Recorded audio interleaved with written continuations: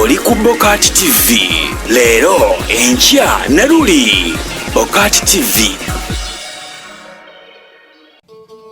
Hala honey wabula webale kunsiga kizigo mukwano Asha, I love you. I really love you from the heart. Nze nkwagala muvudde ku social media.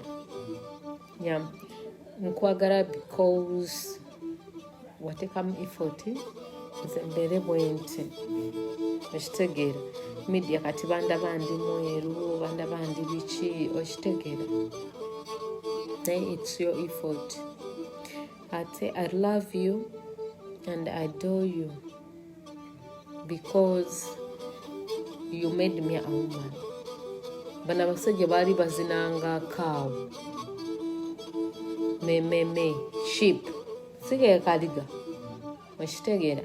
They just for the one day go. They didn't give me attention, they didn't give me love, they didn't give me anything. So me Asha, I love you and I adore you deep in my heart.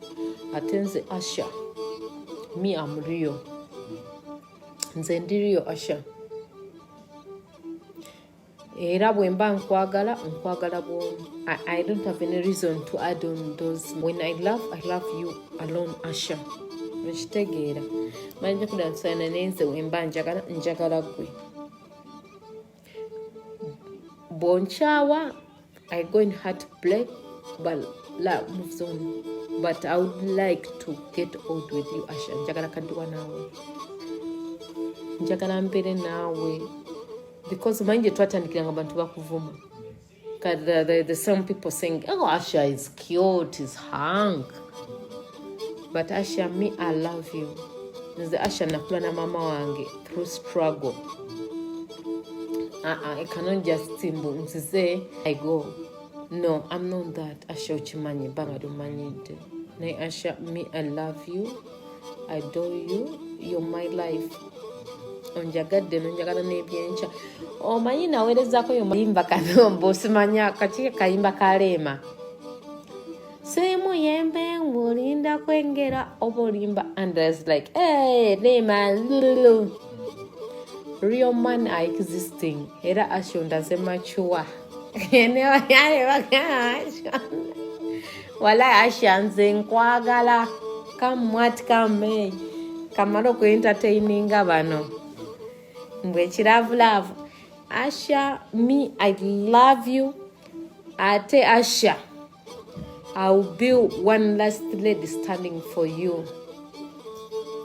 You don't need to go on social media. Guni anjogede kubwati, simanya ndi smart waya bichi. Honey, you're not in that level. If they are seeing you in smart wire line, it's okay.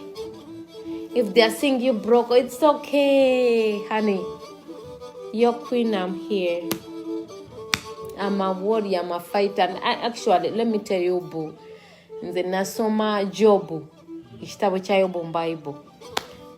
Yobu yali atya nnyo Katonda. Omanyi Sitaani n'akyayira Katonda n'amugamba, Katonda n'amugamba olabyeko ku muddu wange Yobu. Sitaani n'amugamba, mulabye. Naye Yobu yandi complaininze ki wamuwa buli kimu. Wamuwa sente, wamuwa ebisolo, wamuwa buli kimu. Katonda n'agamba Sitaani, yennyini Katonda mu Yobu n'amugamba mbu mukuwadde n'ata Yobu.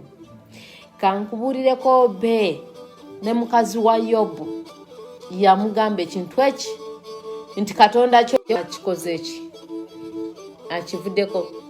Naye mu Yobu 42 God gave him double. Chovola baby, me I live a real life. Baby, when we are broke, we will be broke. When we need to go in the village, we shall go in the village. We need to prove to the world, to proving our social media, okay? Ishtegeda. Brian White yali wali, azanyo obuzanyo boy, antaddemu. Can you believe that, honey? Anfuninze fulinze ampisa omusiro. Kati abagaga tebampa. Actually abagaga badde bamuwa nze bangulira lunch. Yabwerere nga tekuli foundation ye. foundation ye no one recognize it. Nainga Asha, I love you. Wano kumutima mukwano ebyaddala. Baby, even if the world come against you, nsonda mamano mu small size ngenda sigala nga I'm on your side. I'll never betray you. I'll never leave you. Ngenda kwagala. Actually, Asha, you give me the world. You can't leave the world, you know, twala buno bumukene bwekatwe. Kitegeera. And boom. Tugende jinja. Kitegeera my love. Of course, Brana White ko foundation ye. Oba ko fundraising bade ngenda kulya ku sente mekariri. Omuntu omulwadde why do you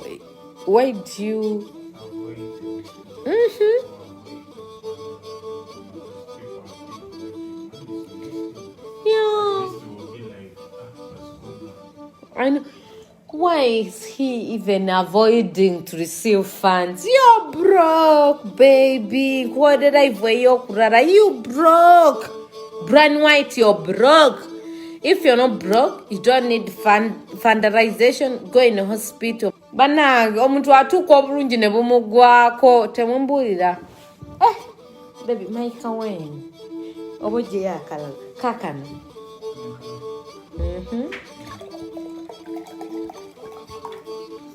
Tuli ano tuli kuwaini. Otufudde abasabiriza bamasikini. Mukwano. Sagala wesibe ku Bobi, sagala wesibe ku Museveni. You know your mission.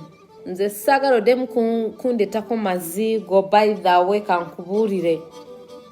Nze nkoze sente zanga sizikoze mugwe. Onjogeza bye sandi yogedde. It means byonna bye wasindanga it's a comedy. Onsidiwalirako abantu bagezaako kuyamba ate I'm not sick. Kati yimuka wansi olabo batunanya mpulukuka.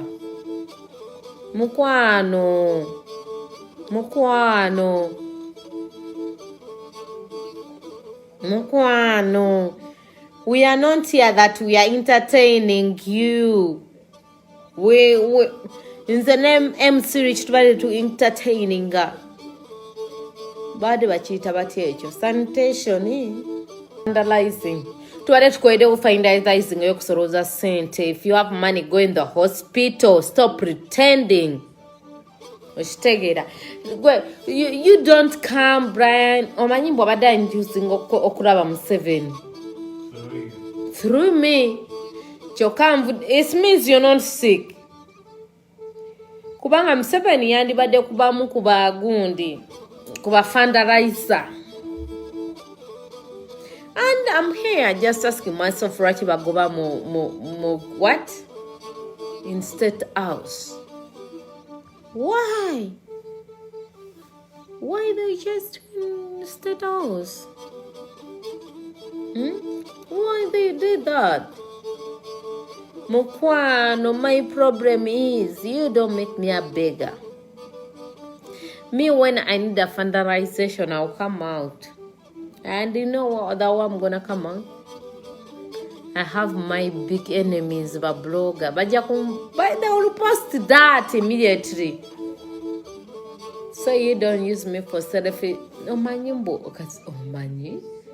Mulwadde aliko oxygen. Akubidde MC Richie. Richie ngenda kujja ku live yo banange. Muleke tusiriwalirako abego. Hey, Chineke, Papa, you better witness this evil. Mukwano, you don't just join me in your tombwira mazigo. Wekiba ekyakulwaza si ddwaliro wetwale mu ddwaliro wakati w'abaddwaliro kubanga mbadde ngezaako okuyamba temumbwira ago mazzi mbusimanya bloga gundi. Ready for you. This is not a political war. I was just trying to be nice. to fight for you. You're playing rich game. Kale wetwale Kenya. Yetwale Kenya. Tulinze 1 hour flight wetwale Kenya flying. Kuba abantu yagala bakulwanirira oyagala tukozesa. You want to use us? You mafankuro pinyono bye kangen. Oli ku BOCAT TV leero enkya na luli BOCAT TV.